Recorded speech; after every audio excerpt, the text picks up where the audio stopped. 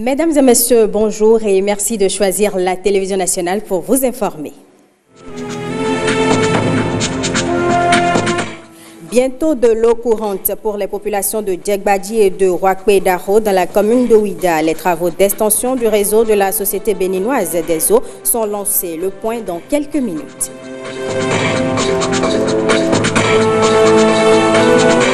Pollution marine par l'hydrocarbure. Le Bénin prend des dispositions. Un exercice piloté par la préfecture maritime du Bénin a réuni les différents services intervenants en mer.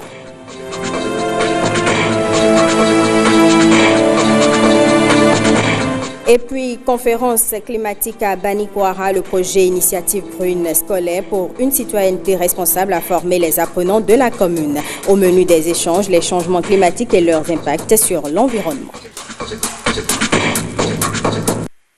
On démarre ce journal par le conseil d'administration de la Société béninoise d'énergie électrique SBEE qui a tenu à Bomey-Calavi mardi et mercredi dernier une retraite d'évaluation. Objectif, mesurer les performances de l'entreprise à travers l'évaluation du contrat plan État SBEE. L'exercice révèle beaucoup de points positifs mais aussi négatifs. Ghislain Boguet, compte rendu.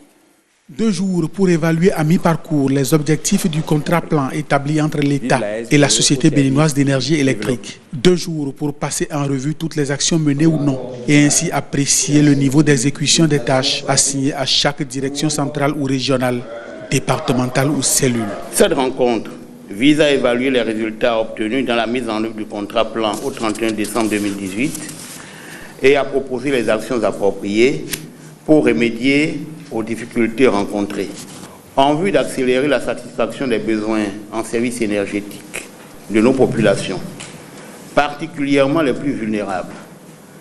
D'importantes initiatives ont été engagées.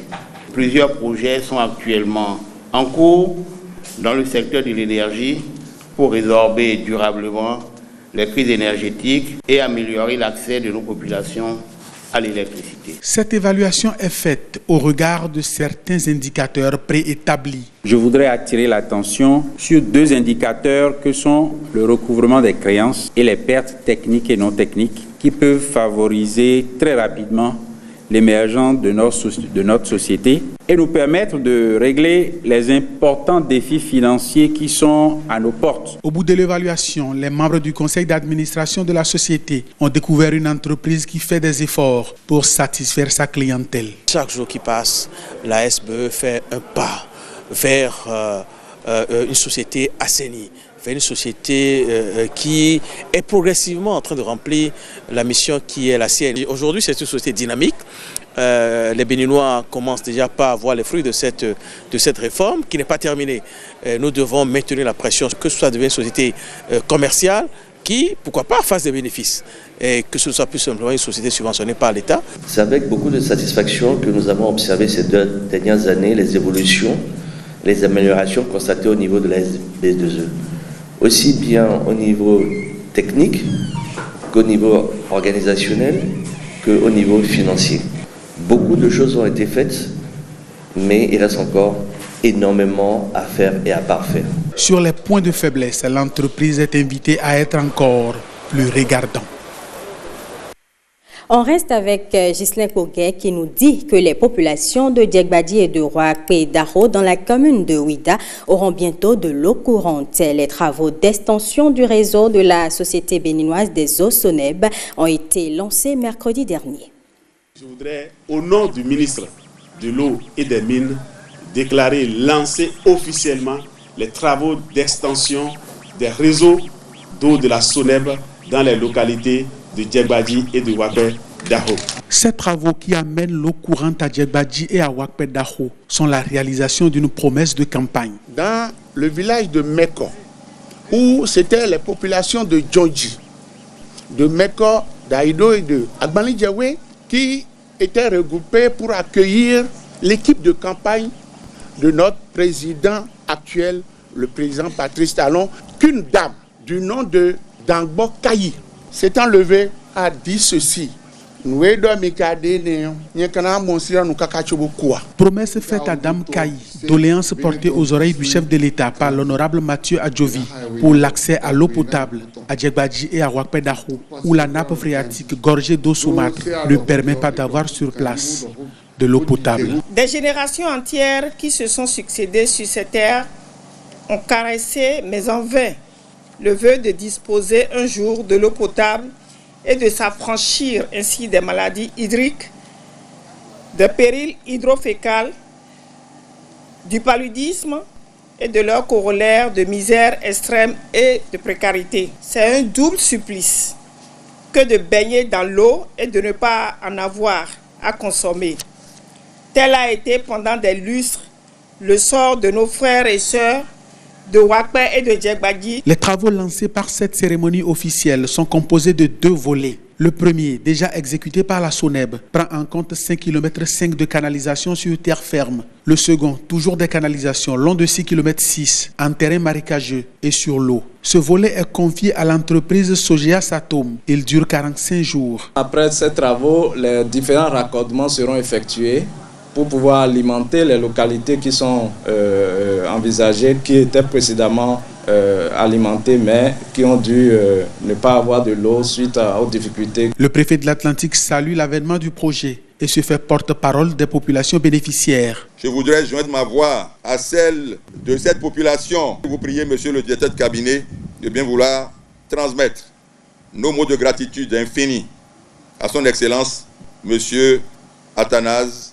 Guillaume Talon, et à tout son gouvernement pour avoir été sensible aux cris de cœur des populations de Djegbadji et de Ouakpé-Dahou. Mais pourquoi cette attention accordée à l'accès à l'eau potable? La communauté internationale a retenu pour les objectifs de développement durable, pour l'objectif numéro 6, qui consiste à donner l'accès à l'eau potable à tout être humain et réduire de 50% environ les eaux non traitées. Et l'horizon qui a été donc retenu est 2030. Le chef de l'État a trouvé l'horizon 2030 trop loin en considérant la situation de son pays. Il l'a ramené à 2021. Il a donc fait de l'accès universel à l'eau potable une priorité de son programme quinquennal d'action. Programme d'action mis en œuvre en partie ici, à Djegbadji et à Ouakpé-Dahou, pour un coût de 206 millions de francs CFA. Je vous le disais dans les titres, le Bénin prend des dispositions pour lutter contre la pollution marine par hydrocarbures. Un exercice piloté par la préfecture maritime du Bénin a eu lieu. Les différents services intervenants en mer ont travaillé ensemble sous la coordination du préfet maritime. À la fin de l'exercice, le bilan est positif. La préfecture maritime, en mode prévention contre la pollution marine par hydrocarbures, elle mène des actions pour ne pas être surprise en cas de survenance de crise. Le golfe de Guinée, depuis plusieurs années, le théâtre d'une intense activité de commercialisation de produits pétroliers. À partir de ce moment-là, nous pouvons retenir que la pollution marine accidentelle est une menace permanente. Pour ce qui nous concerne au Bénin, nous nous y préparons. La particularité de l'édition 2019, c'est qu'elle a été précédée par une formation. Et pour cela, nous avons reçu l'appui du projet GIWACAF, qui est l'initiative mondiale pour l'Afrique de l'Ouest, l'Afrique du Centre et l'Afrique du Sud, avec également l'appui du projet GOGIN de l'Union européenne. La première partie de l'exercice, celle effectuée à terre, a consisté à faire acquérir aux participants les notions théoriques nécessaires à l'exercice de leurs fonctions. Une formation théorique, mais qui était aussi participative. On a permis aux stagiaires de poser des questions. Il y avait des petits quiz pour voir, qui permettaient aux stagiaires d'assimiler. Et je pense qu'aujourd'hui, on peut voir que c'est bien parti pour l'exercice. Cette formation cadre bien avec les objectifs de GOGIN.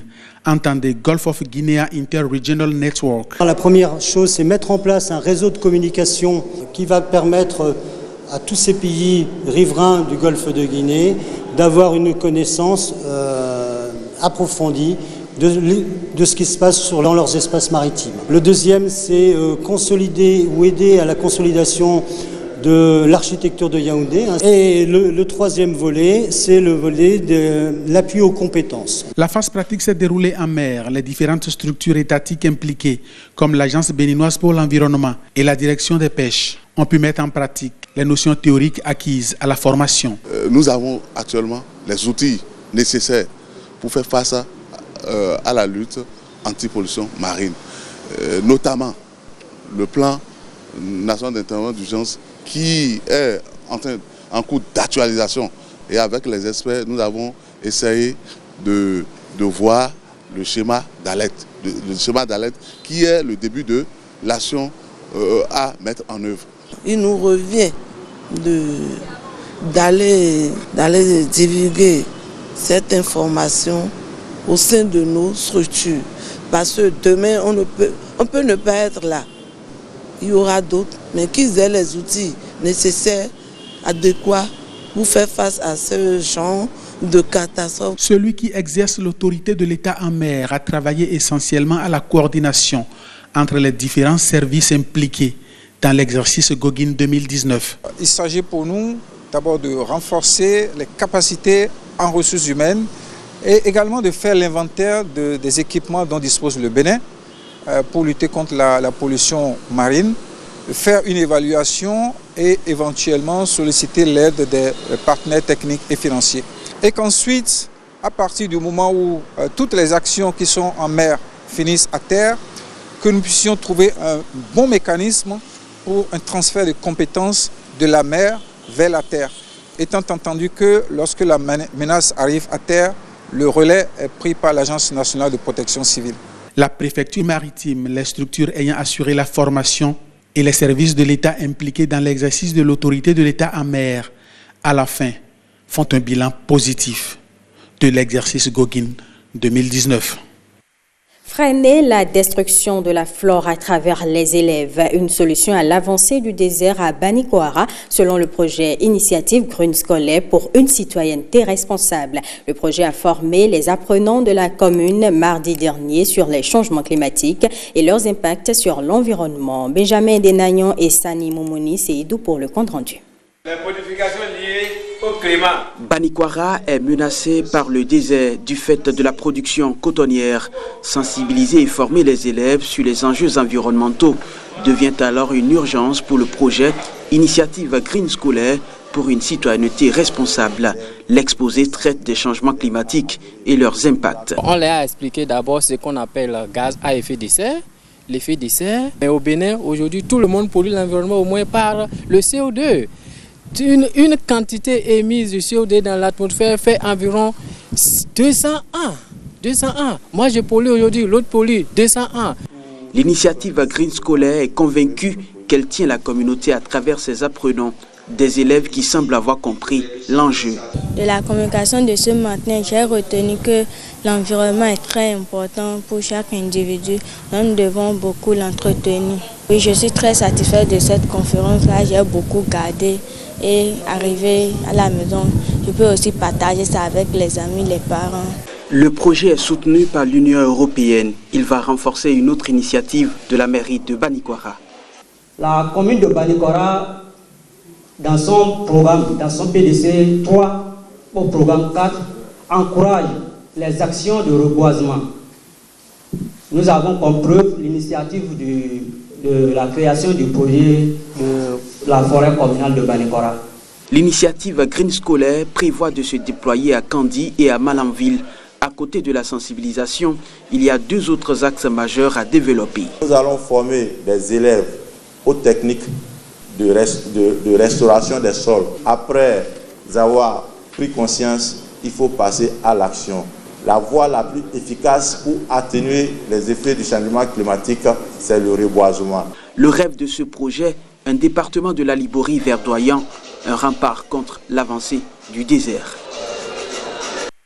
Des organisations de la société civile impliquées dans la lutte contre la malnutrition étaient il y a quelques jours à Kétou dans le cadre du lancement officiel du Procal Nutrition, le projet de renforcement de la collaboration entre les OSC et les autorités locales pour améliorer l'état nutritionnel des enfants, des filles adolescentes, des femmes enceintes et allaitantes dans la commune de Kétou. Le point de la cérémonie avec Guillaume Avienou et Brice Rongbo. La situation nutritionnelle des enfants de 0 à 5 ans, des femmes enceintes, des mères d'enfants et les filles adolescentes dans la commune de Kétou est de plus en plus préoccupante. Une situation à laquelle voudraient remédier les ONG Autre Vie et WeWorld, porteurs du Procal Nutrition, le projet de renforcement de la collaboration entre les OSC et les autorités locales pour améliorer l'état nutritionnel des enfants, des filles adolescentes, des femmes enceintes et allaitantes dans la commune de Kétou. Un projet qui voudrait aborder de manière stratégique la question de la malnutrition dans cette commune. La stratégie d'intervention du projet s'appuie sur la responsabilisation des organisations communautaires de base, apporter les questions liées à l'alimentation, la santé et la nutrition dans leurs activités au quotidien. La collaboration multi-acteurs, le renforcement des capacités des organisations communautaires de base, des autorités locales, la diversification des sources d'approvisionnement alimentaire, la valorisation du rôle de la femme, la synergie entre les acteurs, l'apprentissage et la capitalisation sont les principales approches de mise en œuvre de ce projet. D'un coût global de près de 87 millions de francs CFA, le Procal Nutrition est l'un des 46 projets à financer par l'Union européenne à la faveur de la mise en œuvre du programme REPASOC, le programme renforcement et participation de la société civile. Nous espérons que ce financement qui va à l'endroit de la communauté de Kétou permettra, au bout des 18 mois, de franchir un seuil qualitatif en ce qui concerne l'amélioration de la nutrition dans la commune. Les objectifs visés par le présent projet permettront de renforcer les efforts d'amélioration de la gouvernance dans le secteur de la nutrition, du niveau communautaire en partant des organisations communautaires de base jusqu'au niveau central. Et tout ceci afin de corriger un tant soit peu les inefficacités des actions autrefois constatées dans ce secteur assez sensible. Le Procal Nutrition, dont la mise en œuvre est prévue pour durer 18 mois, devrait impacter à terme les groupes cibles de 12 villages de la commune de Kétou. Rendons-nous à présent dans le département du Zou pour parler de la journée mondiale de la population célébrée tous les 11 juillet. Le préfet plaide pour le soutien au programme d'action du gouvernement. L'écoute au micro de Bertin Ademi et de Giscard Akovi.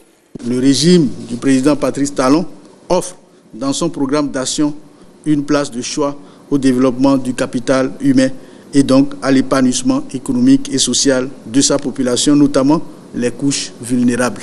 Au nombre des initiatives prises et des efforts déployés, les plus saillantes se rapportent à l'opérationnalisation du projet d'assurance pour le renforcement du capital humain H, avec ses 4 axes que sont la santé, la formation, l'assurance et les microcrédits.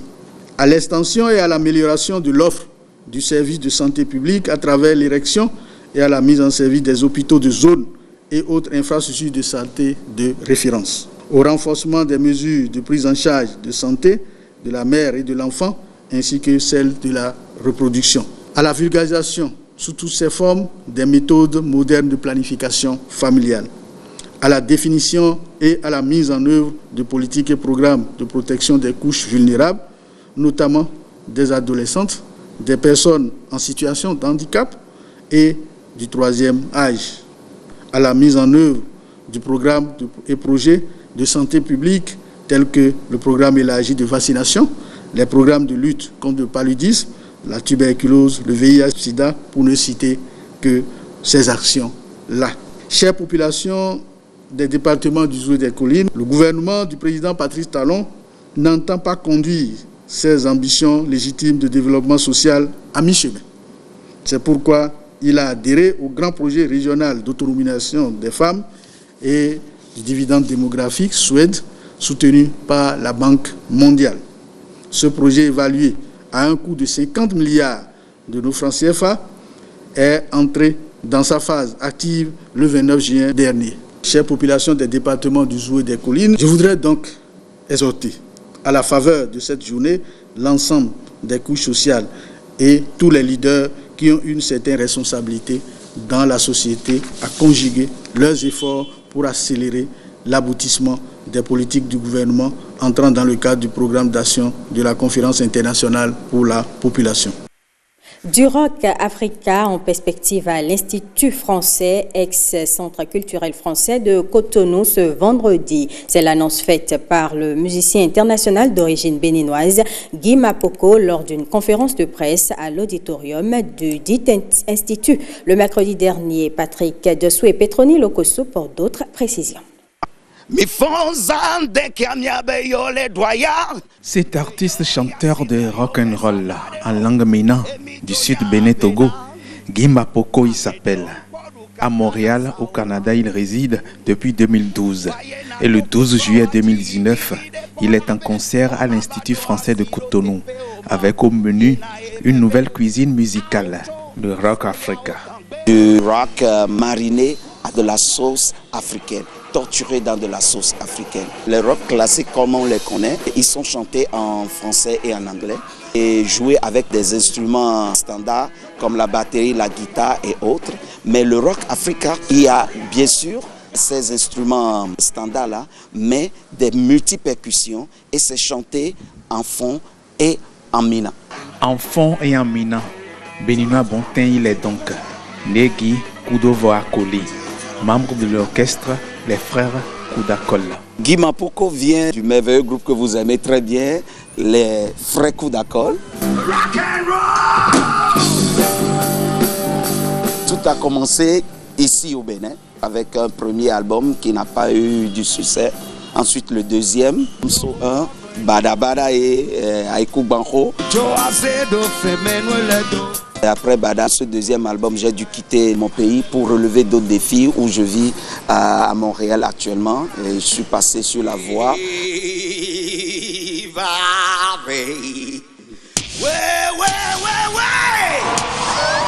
Grande compétition télé, The Voice Canada, La Voix Canada, devant un public canadien. Guy Mapoko est allé jusqu'au quart de finale.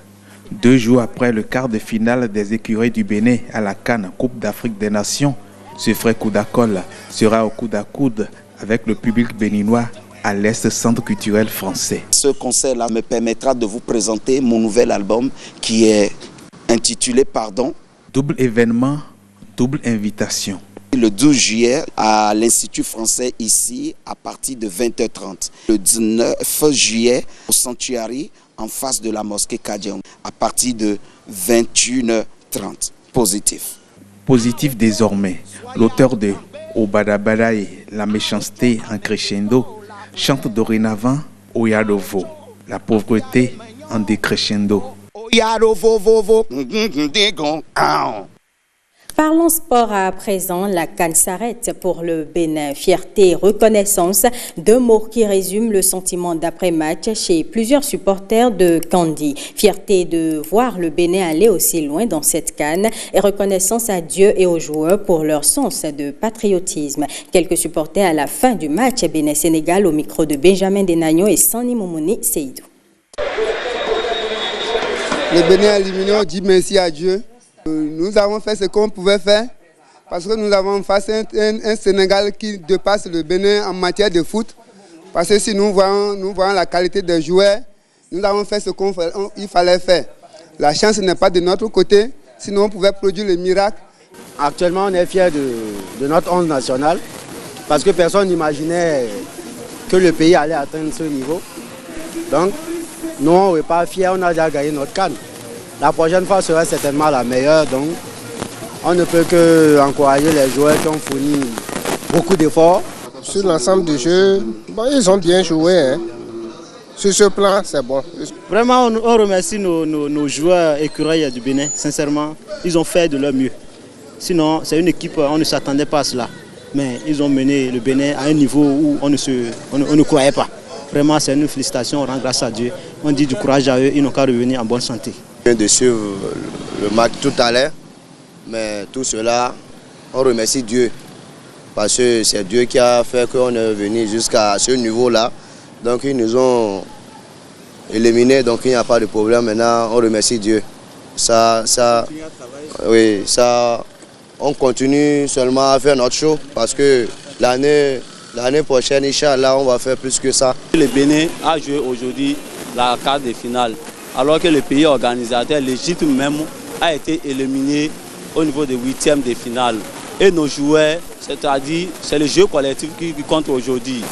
Ce n'est pas un petit pays, puisque beaucoup de pays sont en train de sous-estimer le Bénin, mais aujourd'hui, le Bénin, les écureuils, on surprend beaucoup de pays. Le Bénin quitte la CAN la tête haute parce qu'on est en train de sortir de la compétition avec la plus belle des manières. On ne s'attendait pas à jouer les quarts de finale. Nous y sommes, on est sortis maintenant. On ne peut que rendre grâce à Dieu et dire Alhamdulillah, parce que ce qui s'est passé, personne ne croyait que le Bénin allait pousser jusqu'à ce niveau. Hors de nos frontières, les rues de la capitale nigériane, Abuja, ont connu le 9 juillet dernier une ambiance très différente de celle qui a fait suite à la victoire en CAN face à l'Afrique du Sud. Le lendemain, violence, répression, la détention prolongée d'un leader religieux serait en cause. Explications et détails avec James William Bagiti. Le Nigeria s'en va-t-il connaître la naissance d'un nouveau Boko Haram ? La question se pose au regard de la mobilisation des partisans d'un Tchèque chiite ce 9 juillet dans les rues d'Abuja, la capitale. Ils étaient en effet plusieurs centaines à manifester pour réclamer la libération d'Ibrahim Zakzaki, le chef du mouvement islamiste du Nigeria, un groupe chiite dont il se réclame. La veille, l'Iran avait convoqué le chargé d'affaires du Nigeria à Téhéran pour s'inquiéter de la détention de ce dirigeant depuis 4 ans. La manifestation a dégénéré au moment où un des militants aurait arraché l'arme d'un policier et tiré sur un autre. D'autres manifestants auraient également tenté de s'introduire de force dans l'enceinte de l'Assemblée nationale, ce qui aurait justifié la riposte et la répression policière. 2 manifestants auraient été tués et on dénombre plusieurs blessés dans les 2 camps. Les partisans du Tchèque Zakzaki pensent que leur leader a été empoisonné. Ce dernier est un grand partisan du modèle politique iranien qu'il prône pour le Nigeria, ce qui conduit le gouvernement à craindre un nouveau Boko Haram version chiite. C'est sans doute la raison pour laquelle il est maintenu en détention malgré une décision de la justice fédérale nigériane ordonnant sa libération depuis 2016. Le Nigeria compte une minorité chiite évaluée à environ 4 millions de personnes. Ces partisans du Tchèque Zakzaki promettent de continuer à se mobiliser jusqu'à sa libération. Eh bien, ce sera tout pour ce journal que je vous remercie d'avoir suivi.